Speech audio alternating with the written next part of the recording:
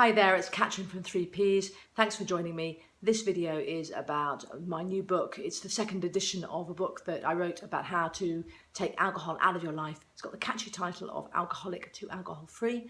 I'll put the link, the Amazon link beneath. It's been successful and it's had some very nice reviews. But the second edition, I've updated it, and in particular, I've added quite a lot about nutrition because the feedback I got was that you wanted more about nutrition. So the chapter that I wanted to read to you was actually about nutrition, because I think it has major implications for if you're looking to take alcohol out, your chance of success. So I wanted to do a video that you could access even if you don't get the book, just talking about the link between nutrition and sobriety. So here we go, it's chapter 5. It's headed, What You Eat Will Make or Break Your Sober Goals. So, you know what you want to achieve. Do you know how nutrition can improve your odds of succeeding? Let me quote a piece of research. In 1983 at the University of Texas, researchers asked attendees at an Alcoholics Anonymous meeting to split into two groups. Both followed the AA program, but one half also received nutritional advice and education, including menu planning, shopping, food prep, and how to read labels. 6 months after discharge from the program, 81% of the group that had got added nutritional support were not drinking, as compared to 38% who had had AA and nothing else. That's a piece of research by Gunther from 1983. That is pretty surprising, don't you think? It should not really be surprising. If you have been drinking to pep yourself up, calm yourself down, or anything else, you are already a believer in using what you consume, you drink, to change the way you think and feel. The problem is that in alcohol terms, is that you get more that you got more than you bargained for in terms of negative outcomes. If you adopt the same approach to turning things around, why wouldn't you eat or drink non-alcoholic? Why wouldn't what you eat or drink non-alcoholic influence how do you think and feel, and inevitably what you do as a result? Let's look at another piece of research. In 1986, another US study looked at inpatient treatment for alcohol dependence. Half the patients got a nutritional program as well. You know where this is going. 33% of the patients in the straight treatment program were still not drinking after 6 months. 81% of the patients who had had the nutritional program as well were not drinking. So that's a piece of research called Phillips, Keller and Norse from 1986. This is really fantastic news. We are pummeled with negative messages about how hard it is to stop drinking, phrases like battle with addiction. It's like the language that we use about people who die of cancer, and with the same level of fatalism, as if you have lost the challenge already. What this research does show is that if you use nutrition to help you and you are committed to changing your alcohol habit, you have a very good chance of meeting your goal, way over 50%. Over 80% in both studies had kept their commitment for more than 6 months. Does that give you confidence? It should. I would take those odds.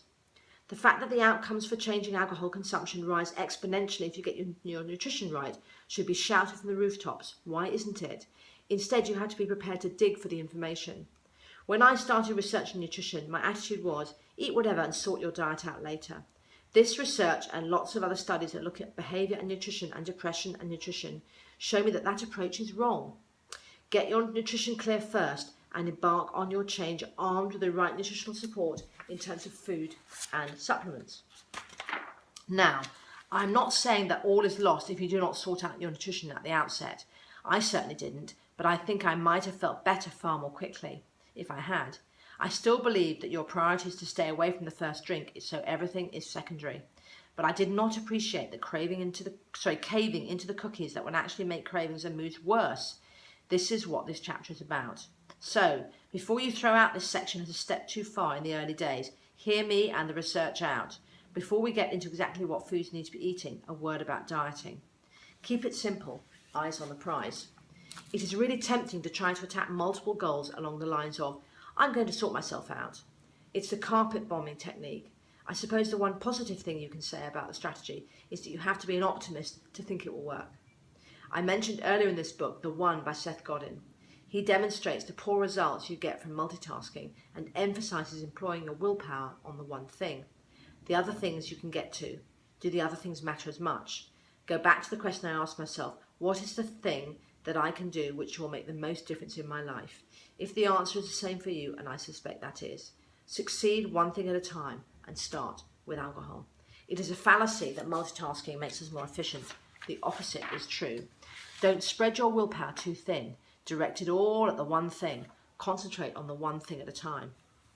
The point I'm arguing here is that if you want things to change, stop frittering away energy and focus and willpower on other things. Do what will give you the biggest payoff and tackle alcohol as a single issue. If you try to alter your drinking habits while losing weight or going gluten-free or vegetarian or paleo or whatever, forget it. When I decided to stop drinking, I came to that decision because I knew in my bones that giving up drinking was the single thing that would make the most difference in my life. I knew that and there was no argument. Changing other habits is like rearranging the deck chairs on the Titanic. Changing anything else was displacement activity and a possible smoke scene to cover if I did not commit and deliver on what I needed to do, stop drinking. So don't widen your vision, narrow it. Do everything that will help you to change your alcohol habit and stop there. That does not mean that you don't attack the issue from multiple angles. This is about success, so use all angles and all weapons available. Looking at the data on nutrition, we already have established that sorting out your diet and supplementation so it supports your alcohol goal will be a very smart move. Adding raw, vegan, pescatarian, Neanderthal and so on is unnecessary and will endanger your main goal. Resist the temptation to clean house health-wise. Eyes on the prize.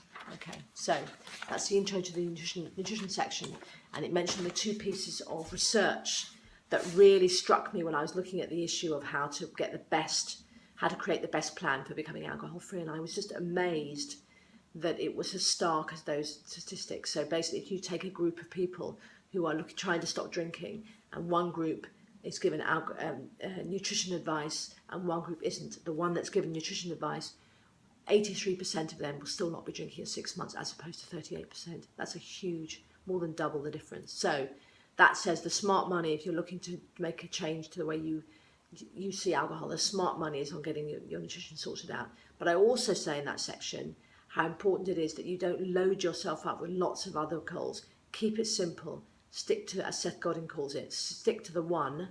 Seth Godin's book is called The One, if you want to have a look at it. I'll put the link to it in the notes below. But stick to the one thing. I'm going to alter my attitude to alcohol. Either I'm going to stop drinking or I'm going to cut down, whatever it is that you've set your goal. Or I'm going to I'm going to have sober September, whatever it may be. Stick to one thing and one thing only. Use all of your focus on that. Don't try to do several things at once. You have a much better chance of succeeding. And as I go into in the book, there are specific nutritional hacks that you can do that will exponentially increase your chance of success. So why would you go into something like I'm going to give up alcohol if you didn't use everything available to help you succeed? Why would you do that? Because if you want to succeed, then use the advice out there and use the advice in this book.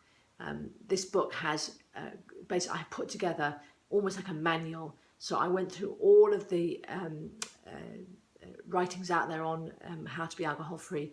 I used my own coaching skills, my own hypnotherapy and NLP skills, and I came up with this manual of how to, of mindfulness, other positive practices and nutrition to help you stay alcohol free. So hopefully it's a very practical book, it's a very helpful book. I'd be really pleased to get any feedback from the book. So if you do read it, either put me a message here on this channel. You can also put me a message onto our Facebook page, which is www.facebook.com/3Ps Media. Or you can obviously, and I would be really grateful if you put a review onto Amazon. If you go back to the Amazon page, if you bought it as an ebook, go back to the Amazon page and you can put a review on. If you're reading it on PC, I think you can go straight through in a link from your PC to put the review on. But reviews are really, really important for visibility of the book. So the book is called Alcoholic to Alcohol Free. I've written it under the name Catrin Mason Thomas. Although my name in terms of what I use for my personal training business is Catrin Turner. I've got some other books on Amazon as well you can have a look at, all around health and positivity. I really hope the book helps you. I'd be delighted if you let me know how you get on. The very best of luck. I know you can do it. Thanks so much, and I will see you soon. Bye.